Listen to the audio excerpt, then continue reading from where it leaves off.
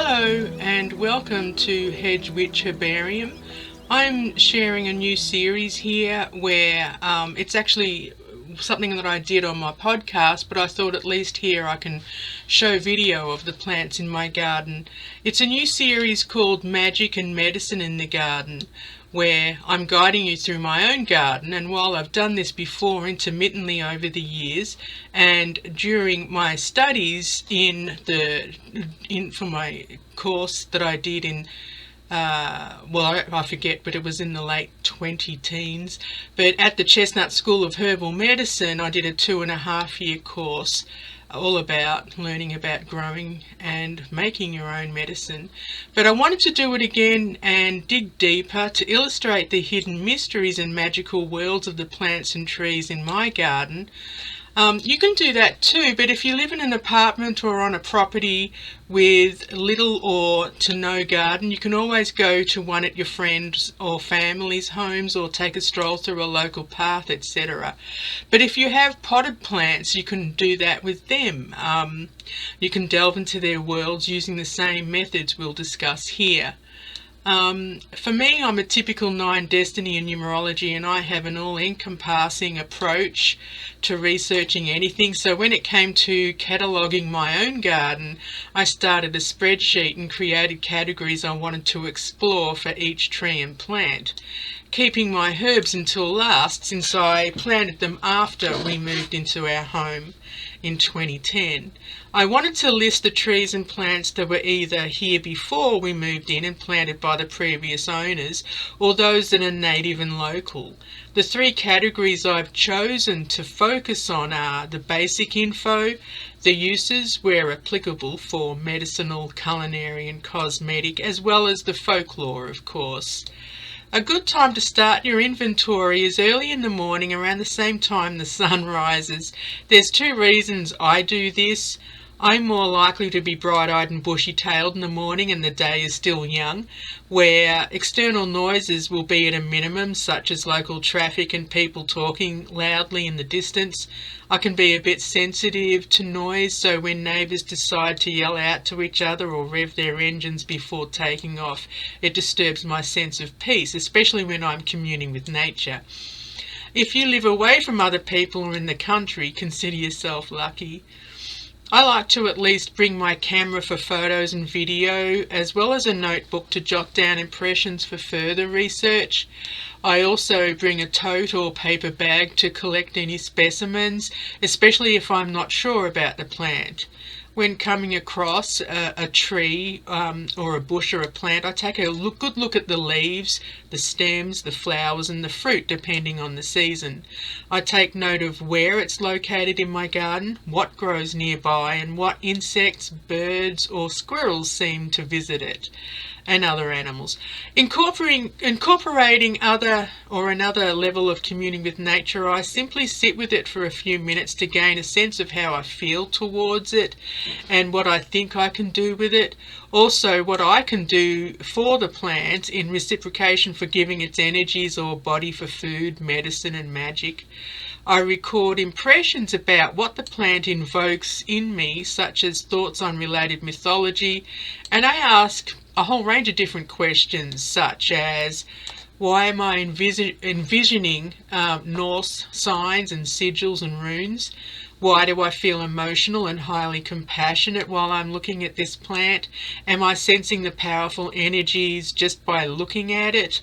What does this plant make me, or why does this plant make me feel sorry for it? Why am I compelled to eat this plant? You can come up with your own questions, but what's fun is letting the plant or tree, etc., talk to you. Settling into a mini meditation with each plant can open up insights that you might not discover when researching other people's work in books or online, etc. Every time I go into my garden, I discover something new. I look up and wonder what bird deposited the seed when it pooped while flying overhead, or I find that a crop of strange weeds appeared after disturbing the soil in recent gardening sessions. there's many plants overlooked, especially when in a hurry or focusing on a particular patch or plant. That's why this kind of expedition is so exciting. You never know what you could discover, whether new specimens or the story behind the plant. My garden is in a country town that's more like a suburban city in the outskirts of North Nashville, close to the Kentucky border. Our growing zone is 6B to 7A, although I just say 7 just for ease, and we get at least a couple of snows each winter, but not like up north.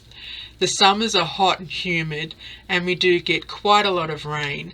The garden is home to many creatures such as squirrels, hummingbirds in the warmer weather, as well as other birds like blue jays and cardinals. We've got random turtles who just show up, possums, raccoons, stray cats, tree frogs, and a regular visitor, a hawk, among other birds, as I mentioned before. But also just recently on Friday, just a few days ago, an armadillo paid us a visit, although that was the day my brother passed, and I'm still wondering, I haven't seen it since. I wonder if that was his soul coming to say goodbye. But anyway, so the soil is an average pH of 6.5, which is usually pretty good, pretty neutral, with some sections that lead towards clay and boggy. And I do know here in Middle Tennessee we're on a big long vein of limestone, which can be helpful in the garden, but sometimes it can make it, you know, one way to I think it's alkaline. But there's open sections in our garden with full sun and some with partial shade, and we're lucky because we also have full shade. Some parts of our garden slope, and we have little private nooks here and there and niches. I find that I don't usually have to fertilise or worry about diseases or pests, which is a boon, especially for a permaculture site.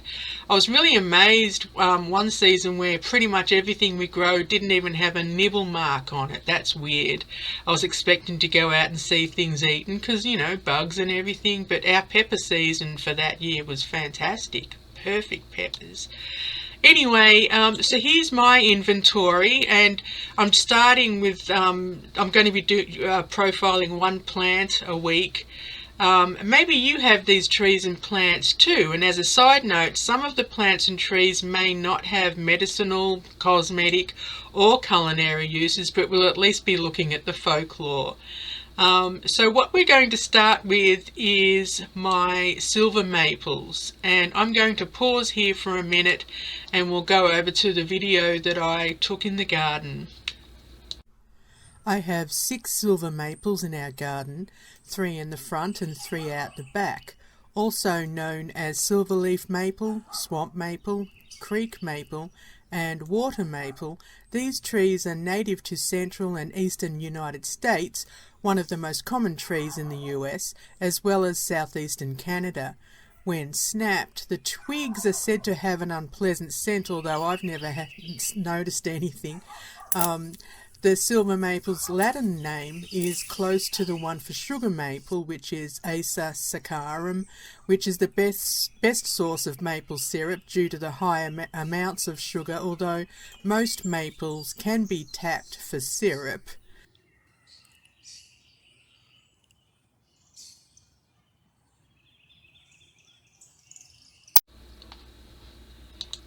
So, wonderful thing about silver maples, they provide food for various animals.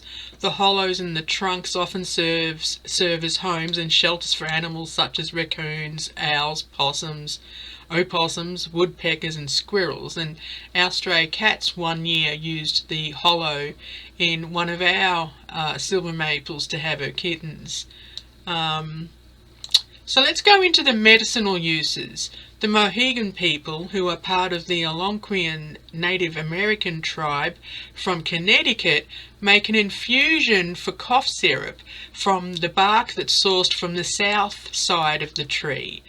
The Cherokee tribe treated cramps by using an infusion of the bark, which helped with hives, dysentery and menstrual issues. They created a wash from the inner bark to alleviate sore eyes and used a hot infusion for measles. Silver maple wood is also used by the Cherokee for lumber, baskets, carving and building materials. So now we're going to look at the folklore of the silver maple. But all maple trees have the following powers: longevity, money, love, and practical magic.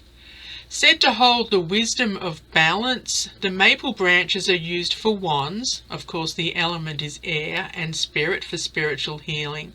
And if an infant is passed through the branches, they will be granted the gift of longevity, a long life. I personally like to include the idea of the moon as represented by the silver undersides. As you can see, this is a bit dried up, the leaves of the silver maple. I just love the shape of the maple leaves, but as you can see when I turn it around, and it's more pronounced when it's fresher. I'm sorry, this is a bit dried, this one, but the undersides of the leaves is a way that you can identify it. That's why I like the idea of the moon as represented by the silver of the undersides of the leaves. This gives them a feminine aspect, even though some say that the aspect is masculine, or that they have both energies. Considered to be sacred to the star signs Virgo, which is me, and Libra, which is my son. Maple trees are associated with the elements of water and spirit. In this dual aspect, their planets are Jupiter and the moon. Said to be a traveller's wood, the maple assists with gaining knowledge, enhancing communication, and enriching intellectual pursuits. So it's no surprise that the great horned owl is maple's sacred bird. The Romanies believe that eating the seeds of the maple tree attracts love, and that the tree itself brings gold. Spells using maple can include the energies of binding, attracting abundance, purity, beauty, and healing. This tree also helps with discovering hidden options and opportunities, and also enhancing divination. So that's in a nutshell all about the silver maple. And I don't know which one I'm going to share with you next, but I pretty much inventoried my whole yard front and the back from the ground up, and I'm talking weeds and everything. But it was really surprising for me to discover that pretty much all the things, the ailments I deal with, either seasonal or some other health issues like my thyroid and so on, I have medicine growing in my garden. Everything I inventoried when I discovered all the medicinal properties, I was really surprised. And even with the thyroid issues I have with my hair, my medication is just stuffing up my hair. And we have the magnolia and other trees out there that are good for that. It's trial and error, of course, with medicines, because sometimes what we eat affects everything. But it was just really exciting, and I hope you can do it too, especially if you're a gardener or you really love the magic of plants. When you get out there in your garden and you realize what you've got, it's just mind-blowing. Just a wonderful little expedition. If you don't like making medicine, you're just interested in the folklore, great. Otherwise, just do it for the love of nature. But anyway, I just, as a side note, like I said, I lost my brother on Friday. We're still waiting on details. So I have dedicated a video I did recently to him, but I just want to say again that, you know, that I love him and I miss him. Blessed be Lucas. And you too, guys. I hope you're doing well.